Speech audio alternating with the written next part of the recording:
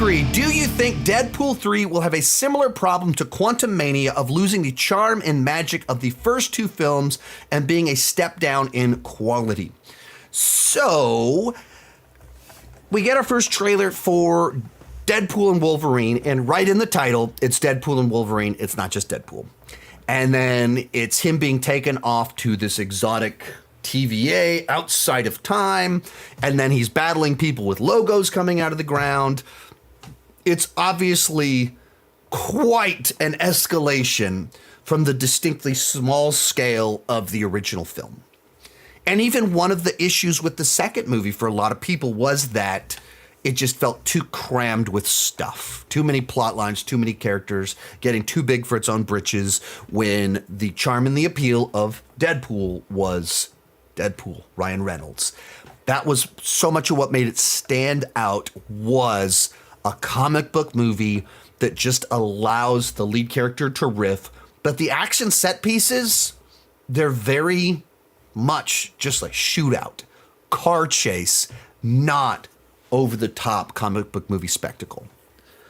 And so you draw the comparison to Quantumania, where the first two Ant-Man movies were kind of, their niche in comic book movies in the MCU was that small-scale heist movies, MacGuffin movies, grab the briefcase, steal the thingy, versus Quantumania, which is massive world building.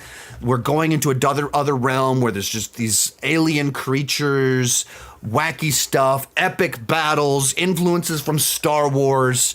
And it's like, what? We lost our Ant-Man in here.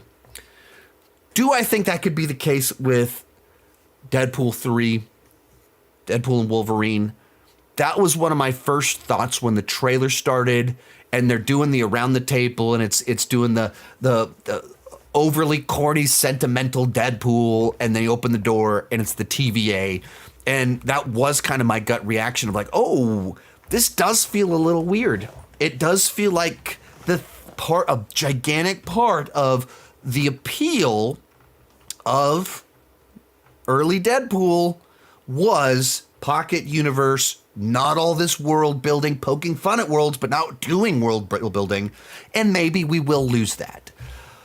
But there's the other side to it. You say, do you think it'll be a step down in quality? Quantumania, I thought, was a step down in quality, and it lost its charm. It felt much more directed by committee because the stakes were much larger. So instead of letting Peyton Reed and Paul Rudd develop their script into their little Ant-Man story, because it had all these ties to these other things, they had more influence on the script, and therefore we lost something because of that.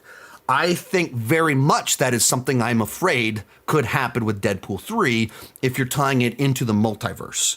But it's also a matter of quality. They didn't rush this film. You have to give them credit. They did not rush it.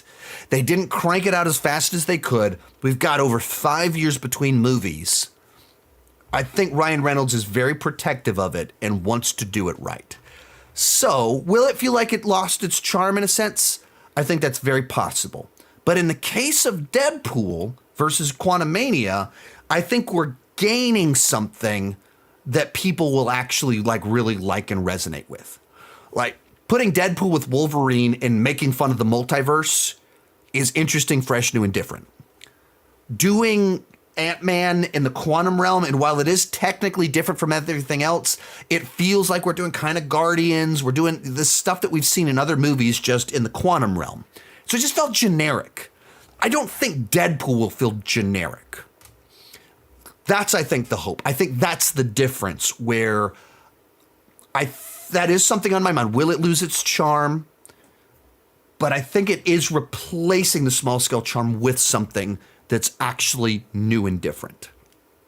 We'll see. But that is a fear that I have. Quality, I'm not super worried about it. Like, I think I have concerns, but they took their time, and I think they really want to do it right.